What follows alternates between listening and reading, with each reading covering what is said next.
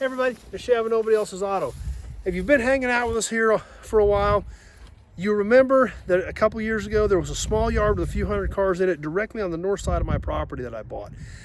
Now this place has been here for decades.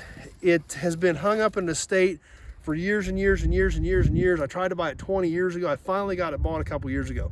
We've been working our way through this yard a piece at a time over the last few years. We haven't done any videos in here in a while, but we're still not done. We're getting towards the end, but we still probably got 8 or 10 more videos to come out of this place, so definitely stay tuned.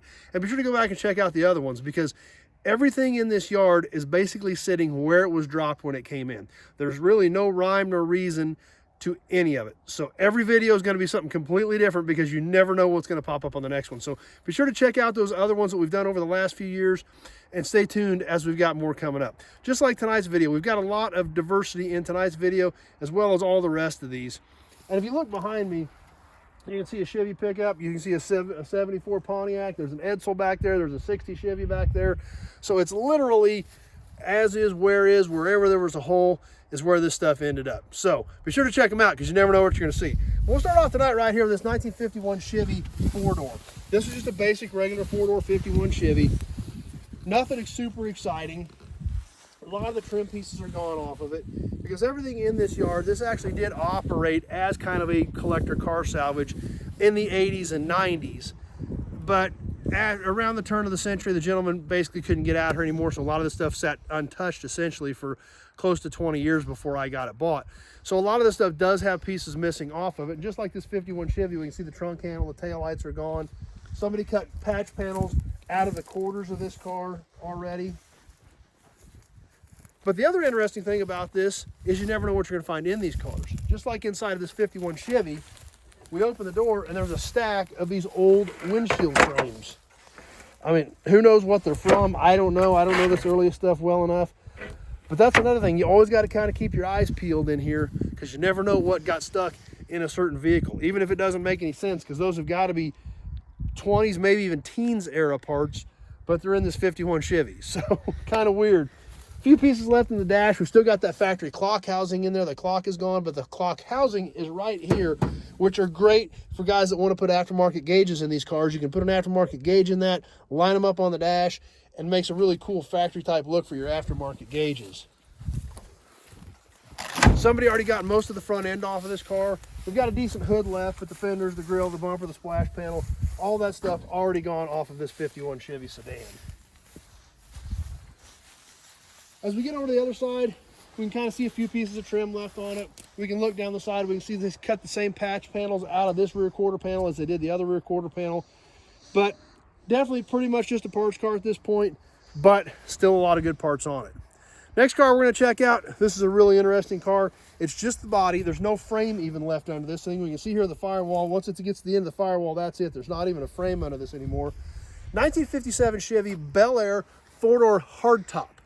These are great looking cars. These are cars that I feel have never really gotten the attention that they deserve, but they are starting to. When GM came out with the hardtop design in the mid-50s, they were such a neat car, so unique.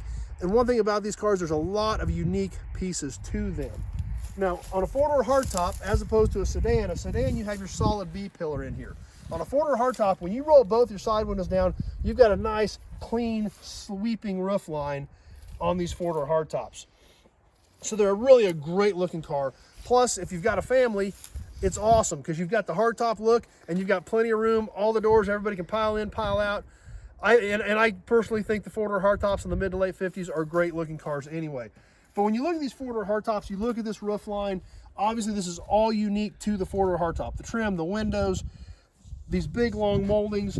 It comes back to the back window. It has a really cool splice piece. It attaches the roof line molding to the back window moldings. Very unique piece, specific to the 4-door hardtop. But that's some of the cool stuff that makes the 4-door hardtop unique. The 50s were all about chrome and trim, and those little pieces like that tie that entire sweep together, how it follows the roof line, comes down here, and then boom, kicks out to the back window. Pretty unique design, and something that you just don't see that often. They were 4-doors. A lot of people overlook the 4-doors, but I think the 4-door hardtops were great. Now, obviously, we've got a lot of pieces missing off this car, the trunk lid, everything off the back, as well as the frame.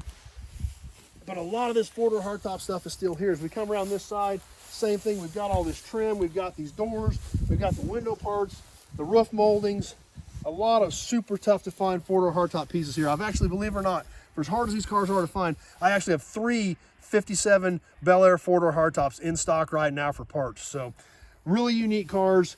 I love them. I really think they're underappreciated because they're such a great looking car. So we've got a couple of Chevys. Let's move to Mopar and a van at that. Let's check out this Tradesman. Dodge Tradesman 200 full-size van. Now, the build date on the sticker on this is faded out. I can't tell what it is. Mid to late 70s is what I'm guessing on this van. I don't know these things that well. I'm really starting to pay attention to vans. I'm trying to gather a few up. I've actually bought a few of these old full-size vans recently. The 70s custom vans are really starting to come back. I think there's even potential for some of the 80s conversion vans to come back. So parts for these vans are going to be really tough to find. Vans were used hard, used up. Vans were either a conversion van that were used hard by a family, or they were a work van that were used hard in the construction world.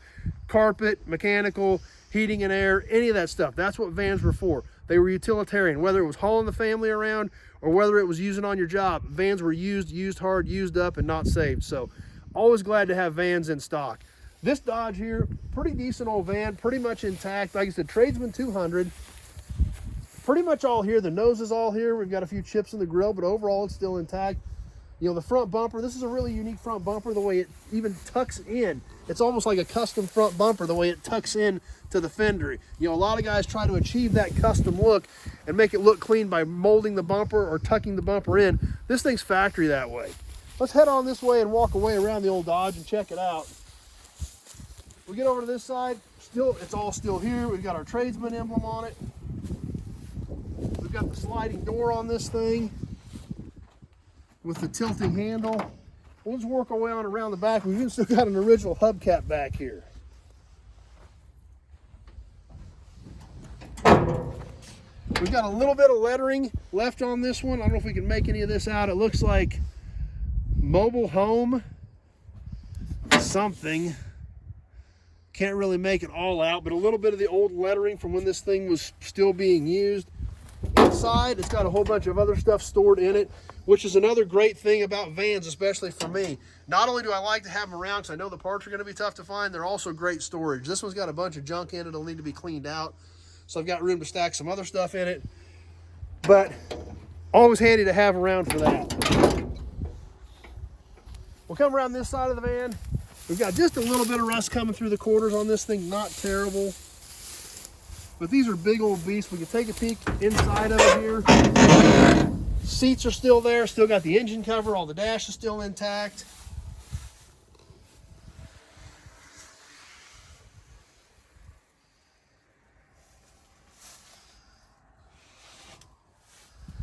And overall, a lot of really tough to find pieces still left on the old Tradesman 200. So anyway, that's what we got for you guys tonight. I hope you guys enjoyed it. Like I said, there are hundreds of cars in here, 200 or 300 cars in here. No rhyme or reason to any of it, so be sure to go back and check out those other videos.